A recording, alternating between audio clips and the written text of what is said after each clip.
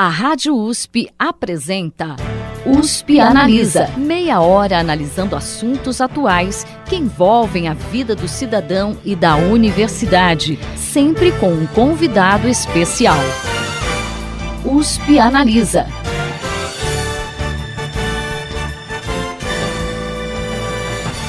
Imagine manipular estruturas minúsculas em escalas do tamanho de átomos e, a partir delas, construir dispositivos que podem facilitar, e muito, o nosso dia a dia. É basicamente a isso que se dedica a nanotecnologia. Para falar sobre os avanços desse ramo do conhecimento, o USP Analisa desta semana recebe o professor do Instituto de Física de São Carlos da USP, Waltencir Zucolotto, que também coordena um grupo voltado ao estudo da nanomedicina e da nanotecnologia nesse mesmo instituto. Professor, seja bem-vindo ao USP Analisa. Muito obrigado, Thaís. Eu é que agradeço por esse convite, né? E esse evento, essa entrevista que é muito importante. Professor, a gente deu uma pequena introdução agora sobre nanotecnologia no início do programa, mas como que a gente pode explicar melhor para os nossos ouvintes entenderem o que é essa ciência? Essa é uma ótima pergunta e, na verdade, em termos mais gerais, né? A nanotecnologia não há uma definição clássica, há vários aspectos e várias abordagens, né? Mas de maneira bem simples e bastante geral, nanotecnologia é um conjunto de ferramentas, não é? Que nós disponibilizamos para que a gente tenha acesso ao design, à fabricação e à aplicação de materiais e dispositivos, né, com controle na escala atômica ou molecular. Isso faz toda a diferença. Então, a palavra mágica, digamos, ou a palavra-chave aí, é essa questão do controle no nível atômico ou molecular. A humanidade fabrica, processa e usa materiais há milênios, né? A diferença da nanotecnologia é que na produção desses materiais, por exemplo, né, usando ferramentas nanotecnológicas, a gente consegue colocar ali quase que átomo a átomo ou dar um ordenamento, um alinhamento molecular para o mesmo material, né, para o mesmo composto químico. E esse controle na produção desses materiais é que faz toda a diferença, que faz surgir novas propriedades dos mesmos materiais ou propriedades muito melhoradas também do mesmo material. Então, a questão da nanotecnologia passa pelo design e pela fabricação de novos materiais com esse controle no nível atômico ou molecular. E a gente sabe que a nanotecnologia, na verdade, ela não é algo recente, né? Os primeiros registros datam aí da década de 50 e a partir do ano 2000 que houve uma proliferação de laboratórios dedicados ao estudo dessa área. Como que foi a evolução dessa ciência e que perspectivas a gente tem para os próximos anos? O conceito não é recente, na verdade, né? Pelo menos o que consta é nos livros, que ficou registrado, né? A primeira ideia, os primeiros conceitos surgiram aí com um físico teórico que foi Richard Feynman. Tem uma palestra dele na Caltech que ficou bastante famosa, onde ele mencionou uma frase também bastante famosa, né? There's plenty of room at the bottom, ou seja, a que ele se referia é que há muito espaço ainda para trabalhar na escala molecular, ou seja, o que ele chegou a indagar naquela época era se havia alguma possibilidade ou alguma impossibilidade física ou química de se escrever os 24 volumes da Enciclopédia Britânica na cabeça de um alfinete, né? E, obviamente, que não, do ponto de vista físico ou químico, não há nenhuma possibilidade, desde que você tenha letras aí do tamanho de, sei lá, moléculas ou muito pequenininhas. Então, o que a gente não tinha na época era uma caneta que escrevesse tão pequeno, digamos assim. Então, os conceitos da manipulação da matéria e esse controle já vêm desde essa época, né? De vários pesquisadores, mas o que ficou aí mais conhecido por surgir com essas ideias novas foi o Feynman. É lógico que naquela época a gente ainda não tinha ferramentas para essa manipulação da matéria em escala tão pequena. Então os conceitos vieram, é isso que é mais importante, e a gente começou a manipular átomos ou pequenas moléculas, né, com olho, já com ênfase em nanotecnologia, a partir da década de 80, principalmente, né, onde inclusive o termo nanotecnologia foi cunhado nessa década, e com o desenvolvimento de ferramentas, principalmente microscópios eletrônicos, né, tanto de varredura quanto de transmissão, e outros equipamentos também, que nos permitiu, então, esse cuidado, esse controle na manipulação de moléculas. E aí, a partir da década de 80, então, cada vez mais a nanotecnologia se tornou um objeto de estudo muito importante nos grandes centros de pesquisa do mundo todo, inclusive no Brasil, né? E aí o processo acaba, né, fomentando a si próprio, né? Você tem mais gente trabalhando, novas ferramentas são desenvolvidas, essas ferramentas ajudam na produção de novos materiais e aplicações, então tudo isso permitiu essa grande evolução, né, dessa área que em ciência é relativamente nova, né, algumas décadas, digamos, nanotecnologia. Né? Então essa é mais ou menos a história aí da evolução dessa área bastante proeminente, muitíssimo importante, e é lógico, a gente não pode esquecer também que tem a nanociência, que é um lado mais teórico, digamos assim, né? Associado à nanotecnologia. Né? Mas a partir da década de 80, ferramentas, microscópios eletrônicos foram aperfeiçoados, né? E aplicados nessa área, e isso realmente, né, deu todo o pavimento aí para que a gente tivesse o desenvolvimento pleno dessa área bastante importante. E perspectivas para o futuro? Bom, as perspectivas são ótimas e depende aí da capacidade de imaginação, digamos assim, de cada um, porque o campo de aplicação é muito grande, a gente ainda está no começo, né? Ainda tem muita coisa a ser descoberta, digamos assim, por que não?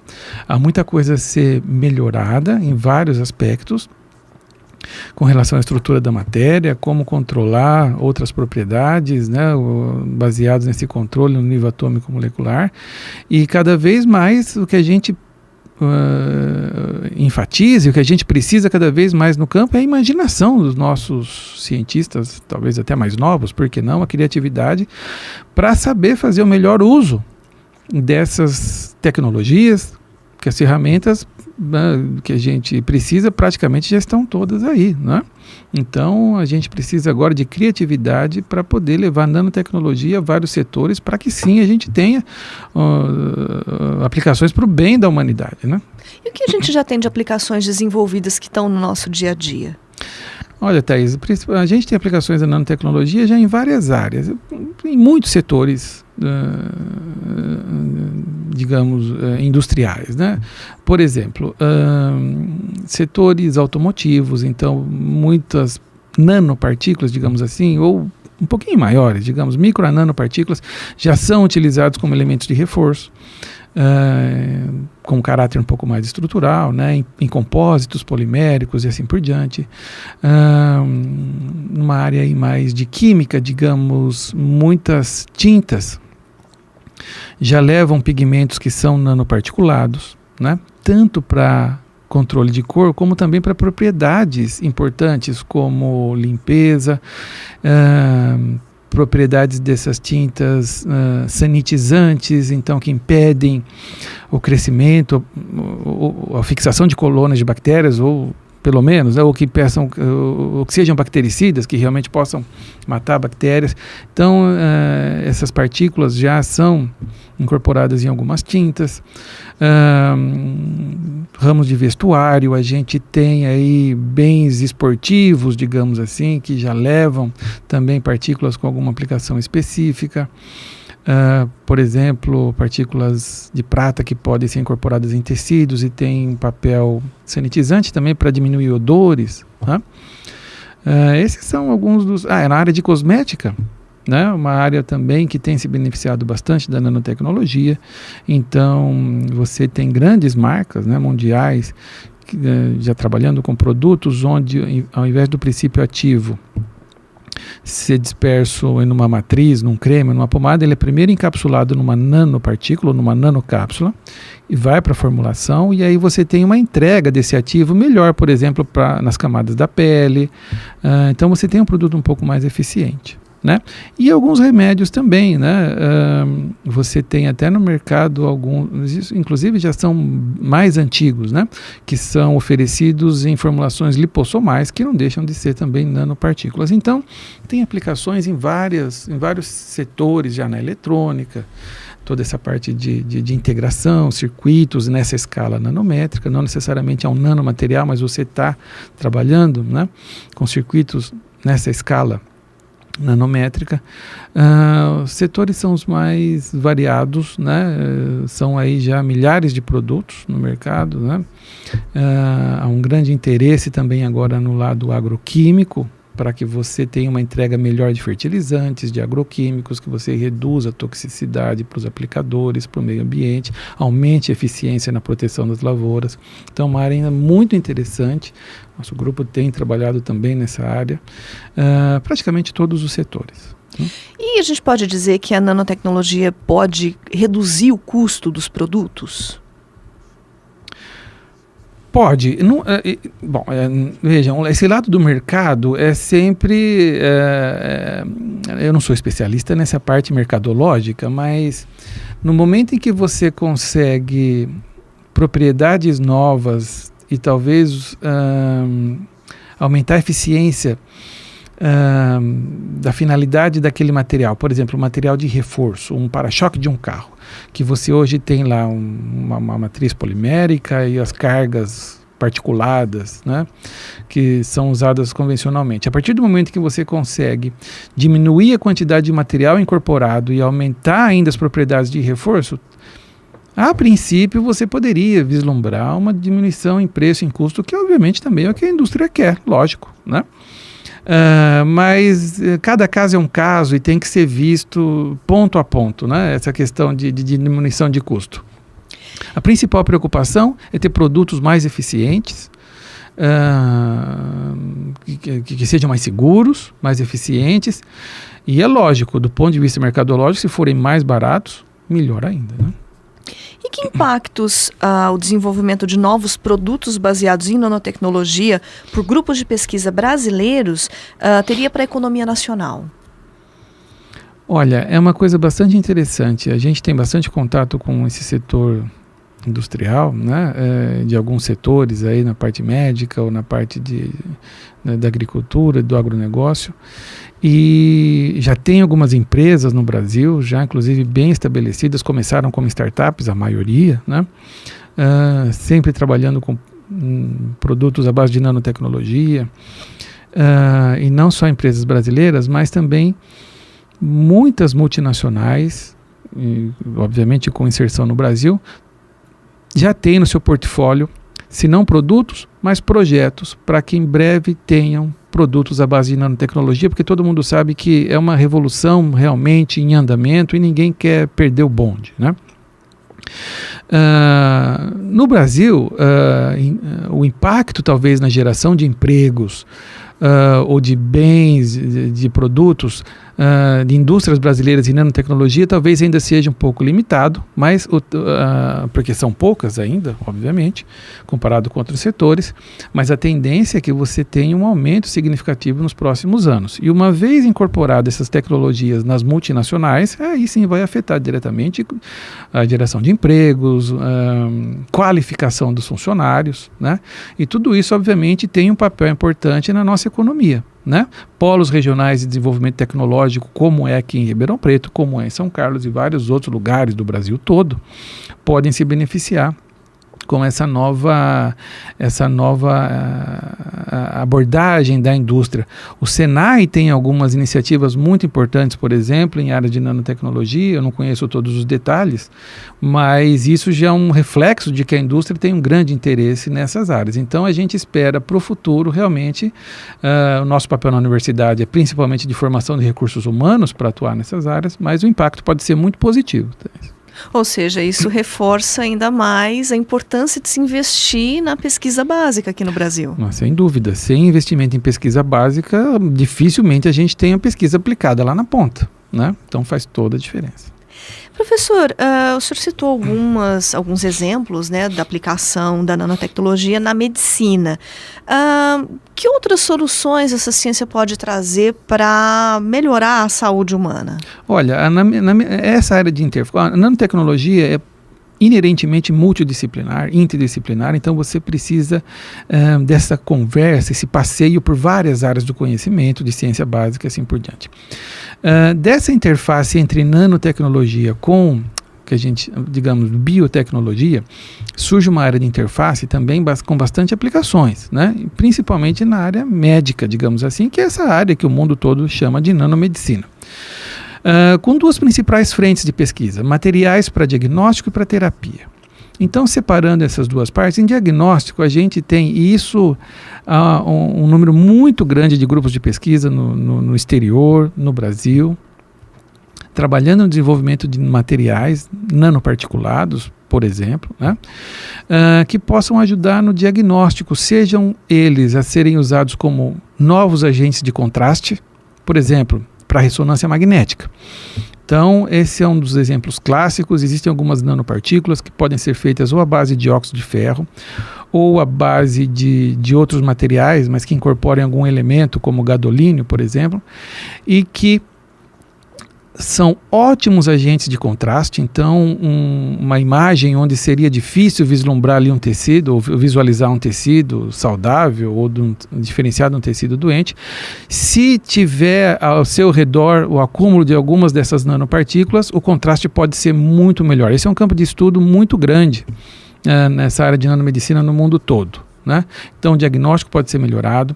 Além de contraste, de agentes de contraste, você pode ter também dispositivos para diagnóstico rápido, como na forma de chips ou eletrodos descartáveis,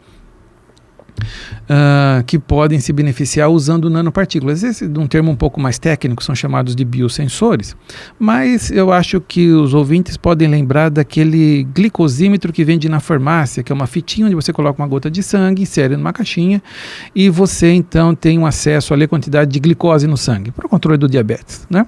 Aquilo é um biosensor, não necessariamente aquele leva a nanotecnologia, mas eu me refiro a dispositivos desse tipo, que podem levar ali naquela fitinha, é um circuito eletrônico, pode ter nanotubos de carbono, nanopartículas, de maneira que ele pode buscar por moléculas, ou biomoléculas marcadoras de alguma doença no nosso corpo de maneira muito mais rápida e eficiente. Então também tem essa área de nanodevices ou nanodispositivos, como a gente chama, né? Essa é a parte de diagnóstico, digamos. Principalmente então materiais para agentes de contraste e para dispositivos de diagnóstico rápido. Tá? Na parte de terapia, você tem duas grandes frentes, né? Na verdade, uma que é um pouco mais antiga, que é a parte de liberação controlada. Então, ao invés de você ministrar um fármaco que seja anti-inflamatório, um antibiótico, um antitumoral, de maneira sistêmica, que ele vá para todas as células do corpo, então há a possibilidade de você colocar esse fármaco dentro de uma nanocápsula, e aí administra uma formulação com essa nanocápsula. Há possibilidade, esse aqui é o lado bonito da história, né, de que essas cápsulas se acumulem ao redor de um tecido alvo, seja um tumor, um órgão, né, digamos assim, uma região do corpo, e ali então essa liberação ocorre de maneira um pouco mais controlada com o tempo, né? Você consegue uma maior eficácia, os efeitos colaterais são extremamente reduzidos, porque o fármaco não está chegando a todas as células do corpo a princípio, né? Então essa parte de liberação controlada, e algumas outras também terapias, como o nosso grupo tem trabalhado lá em São Carlos, na parte de fóton e magneto hipertermia. O termo pode parecer um pouco mais complexo, mas é uma coisa extremamente simples. São algumas partículas que a gente produz no laboratório, com algumas propriedades. Elas têm a capacidade de se alojar ao redor de células cancerosas ou num tumor, e aí com estímulo externo, seja aplicação de um campo magnético, né, um oscilante, ou com luz, um laser no infravermelho, por exemplo, que é muito barato e muito simples, você estimula essas partículas lá dentro, a luz no infravermelho passa um pouquinho pelos tecidos, né, e essas partículas aquecem até uma temperatura que você pode controlar. Por exemplo, 10, 12 graus Celsius, além de aumento de temperatura, já pode induzir apoptose, já pode induzir a morte de células cancerosas, diminuir um tumor. Essa é uma área muito interessante. O mundo todo trabalha, muitos grupos trabalham nisso no mundo. Nosso grupo também em São Carlos. E isso pode trazer grandes benefícios no futuro. E poderia haver, por exemplo, acúmulo dessas nanopartículas no corpo? Quão tóxicas elas podem ser e o que determina essa toxicidade? Ótima pergunta. Essa é uma preocupação que todos nós devemos ter. Inclusive, o nosso grupo leva o nome, né, de nanomedicina e nanotoxicologia, justamente porque a gente quer investigar os aspectos aí, digamos, talvez negativo seja uma palavra forte, mas os aspectos de possível toxicidade de nanopartículas, não só a saúde, como também o meio ambiente, que também é muito forte no nosso grupo. Então vamos lá, quanto à questão de acumulação no corpo humano. A princípio, essa é uma ótima pergunta, porque a princípio, a maioria das pessoas obviamente não teve contato, que não é da área, não percebem ou não sabem que é muito mais difícil manter as partículas dentro do corpo do que eliminá-las. Então, nosso trabalho é produzir nanopartículas, estratégias para que elas consigam ficar por mais tempo dentro do corpo humano até conseguirem fazer o seu trabalho, de entregar um fármaco ou de aquecerem ali perto de um tumor e assim por diante. Porque o nosso sistema imune, Thaís, é muito eficiente para retirar essas partículas, na grande maioria dos casos, né? É lógico que a gente também já conhece os materiais que podem ser mais tóxicos e os que são menos tóxicos pelo elemento químico. Então, os elementos químicos mais tóxicos, metais pesados, por exemplo, a gente tenta evitar de produzir nanopartículas para serem inseridas no corpo humano, não é?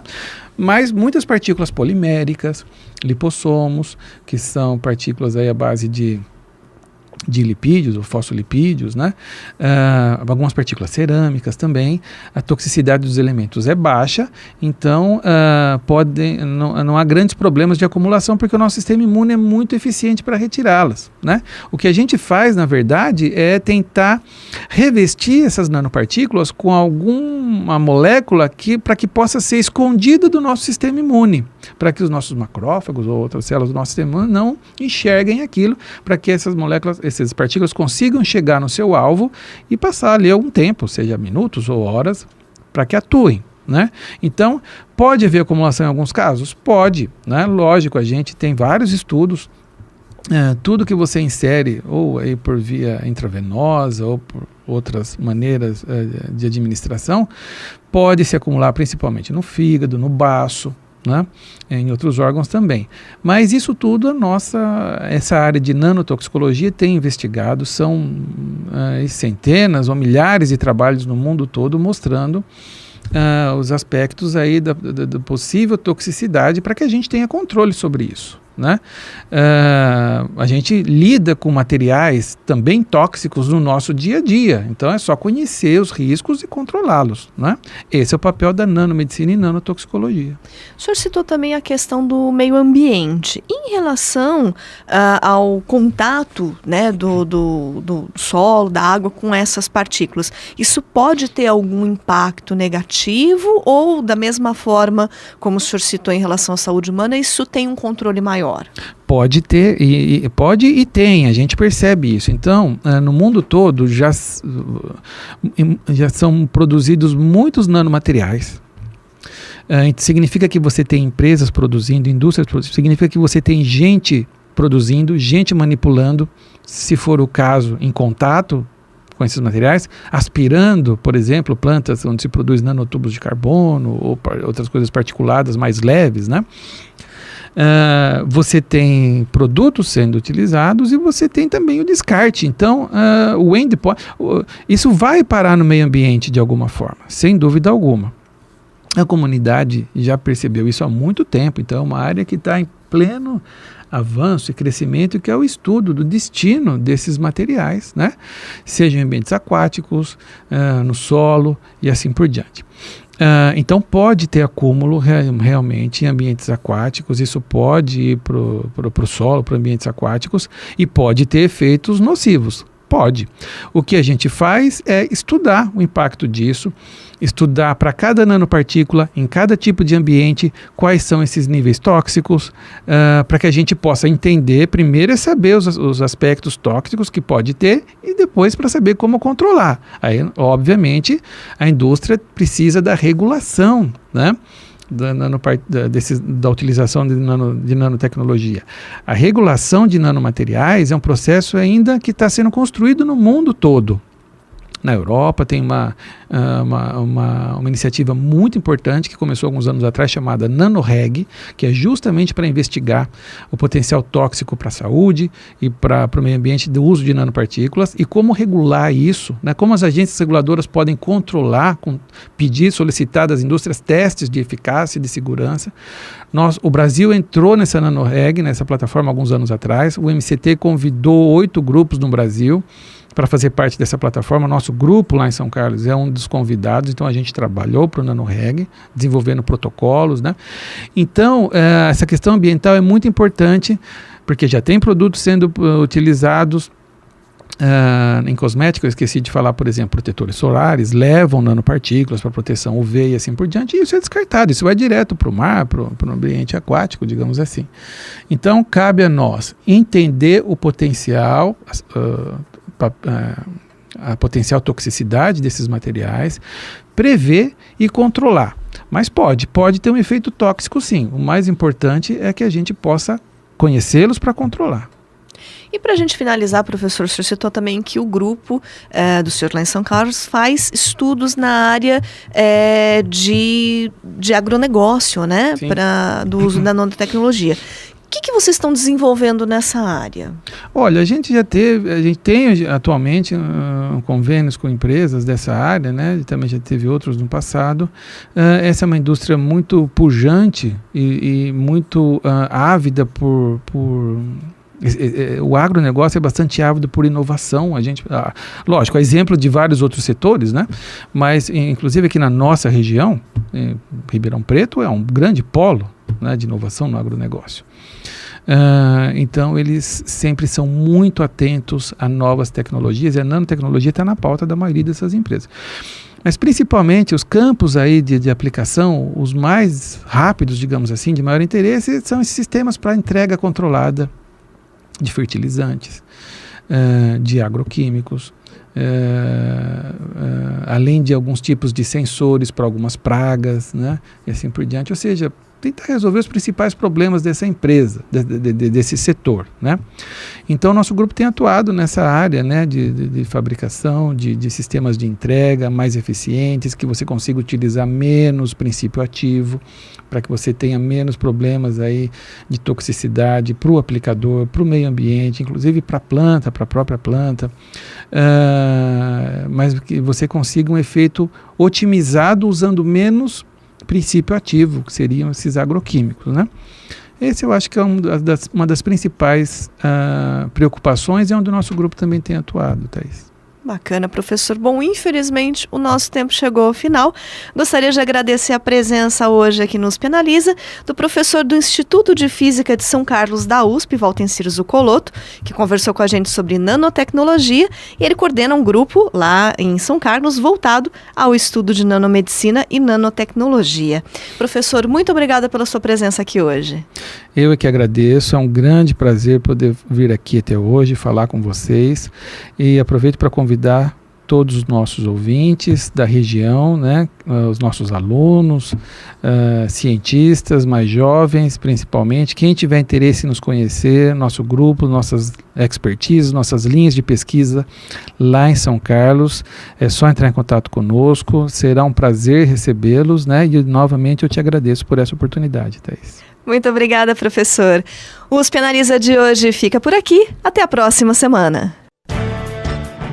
Você ouviu USP Analisa, um programa da Rádio USP Ribeirão em parceria com o IEA, Instituto de Estudos Avançados, Polo Ribeirão Preto. Produção do Serviço de Comunicação Social da USP e do IEA. Coordenação, Rosimeire Talamone. Apresentação, Thaís Cardoso.